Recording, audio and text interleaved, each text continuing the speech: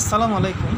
পবিত্র কোরআনে প্রতিদিন যে 5 ওয়াক্ত নামাজ পড়তে হবে তা সরাসরি উল্লেখ নাই, কিন্তু সংখ্যাতত্ত্বের মাধ্যমে ঠিকই উল্লেখ আছে। সালাতের বহুবচন সালোয়াত শব্দটা উল্লেখ আছে টোটাল 5 বার।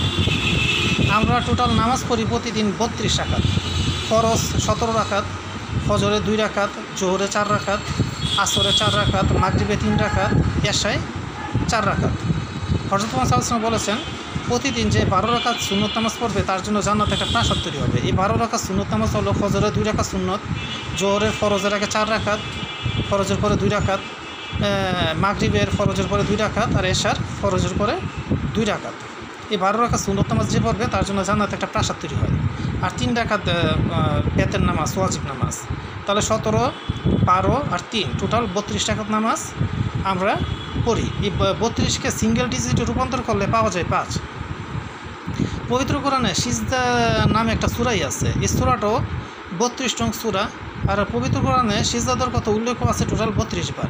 আর 32কে সিঙ্গেল ডিজিটে রূপান্তর করলে পাওয়া যায় 5। 15 নং সূরা 27 নং আয়াত আল্লাহ বলেন, আমি আপনাকে 60টি বারবার পড়িতব্য আয়াত আর মহান কোরআন দান করেছি। 60টি বারবার পড়িতব্য আয়াত হলো সূরা ফাতিহা। আমরা যে প্রতিদিন 32 রাকাত নামাজ পড়ি, এই 32 রাকাত নামাজে 32 বার সূরা ফাতিহা পড়তে হয়, মানে বারবার পঠিতব্য। এই 60টা আয়াত হলো বারবার পঠিতব্য। এই কারণে বলা হয়েছে আমি আপনাকে 60টি বারবার পঠিতব্য আয়াত আর মহান কোরআন দান করেছি। ফরজ নামাজে পরের 2 রাকাতে সূরা ফাতিহার সাথে সূরা মিলাতে না হলো প্রতি রাকাতে কিন্তু আপনার সূরা ফাতিহা পড়তে হয়। 32 রাকাত নামাজে আমরা টোটাল 32 বার সূরা ফাতিহা পড়ি। তাই বলা হয়েছে আমি আপনাকে 60টি বারবার পঠিতব্য আয়াত এবং মহান কোরআন দান করেছি। এই সূরা ফাতিহার 3টা আয়াত শেষ হয়েছে মিম দিয়ে আর 4টা আয়াত শেষ হয়েছে নুন দিয়ে। মিমের সংখ্যাগত মান 40 আর নুনের সংখ্যাগত মান 50। তাহলে টোটাল যোগফল দ্বারায় আপনার 320। 4 50-এ 200 আর 3 40-এ 120। 200 আর 120 হলো 320। 320কে সিঙ্গেল ডিজিটে রূপান্তর করলে প্রথম পাওয়া যায় 32, এরপর 5।